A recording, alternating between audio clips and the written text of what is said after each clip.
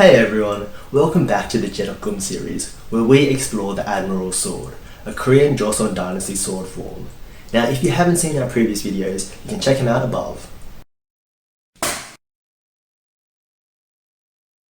So today we'll be talking about the Jinjun Saljukse, the lunge and kill posture. Now it's a technique which in battle should be as terrifying as the name sounds. So as the name suggests, then the lunge and kill posture has two parts, the lunge and the kill. So let's talk about the lunge. The lunge refers to the footwork of the form. So you can either do it from right long stance or left long stance. And in right long stance, then it's a skipping step that goes forward with a lot of explosive power. Now this should be a speedy, explosive powered step with no telegraphing. And you can either do this as a short one to add power to the cut without moving too far, or you can do it as a long skipping step to act as a gap closer to close the distance on an enemy. Now your feet in the skipping step should glide over the ground. They shouldn't be jumping where you lose a lot of energy going upwards, or stomping where you lose a lot of energy in arcing your legs, because those ways then it's not as effective.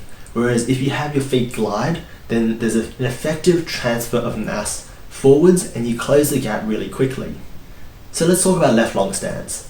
So some people might say that you can do Jinjun Saljukse in left long stance exactly as you would in right long stance, just mirrored.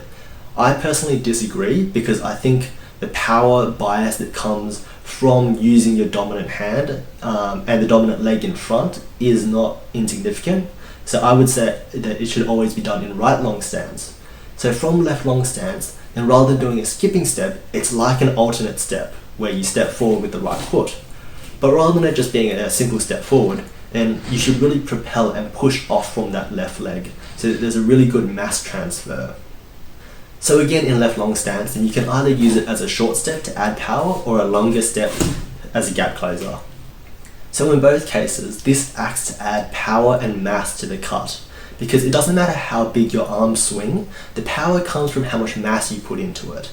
So you want your body weight forward. It's essentially like a sword cut but a body slam into it. And if your body weight's backwards, no matter how strong your arms are and how big of a swing you do, it will never compare to your entire body weight behind that cut powering it. So now let's talk about the kill section. This refers to the sword strike. Now in the Korean form, it's often practiced as a vertical cut to the head. But the head is a rather hard object. You have a pretty thick skull, and also people often wear helmets. So I also think that it can be practiced as a downwards cut to the left. Now this differs from the Hyokjukse, the basic attack posture, because in the Hyokjukse, the focus is on your options and your follow-up from there. After that, your secondary objective is adding power to the cut. Whereas in Jinjun Saljukse, then the objectives are flipped. Your main focus is adding power, and then your secondary objective is, well, what can I do next from it? What are my options? Now secondary doesn't mean that it's ignored, it just means that the main focus is the primary one. So let's talk about when you want to use the Jinjun Saljukse, and the main time is when an opportunity presents itself. So when you're dueling and an opening appears, like when your opponent goes for their sword strike and the sword is just past you, then you can use that as a quick gap closer to take the initiative and cut them down before they can react.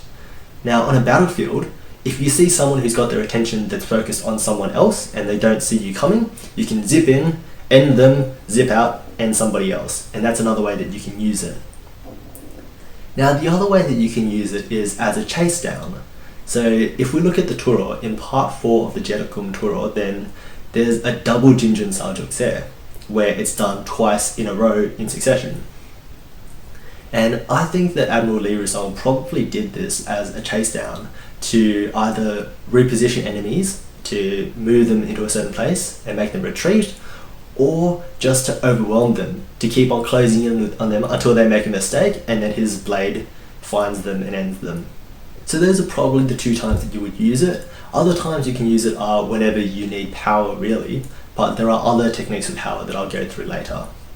So that's it for today. I hope you liked exploring the Jinjun Saljukse, the lunge and kill posture. Now if you haven't seen our document down below, then I've typed up the Jedok Geom Turo in a lot more detail than you'll find in English translations of Muyado Tongji as it's practiced in Korea. I've also typed up my interpretation there, and that document is completely free for you to use, and if you want to share it with your friends, please do so, because I made this document so that the Jedok Geom can become more accessible to the English speaking community. Now, as always, if you're new to the form and it's an unfamiliar technique, please practice using a bokken and stay safe. Now with that, I'll see you on the next episode.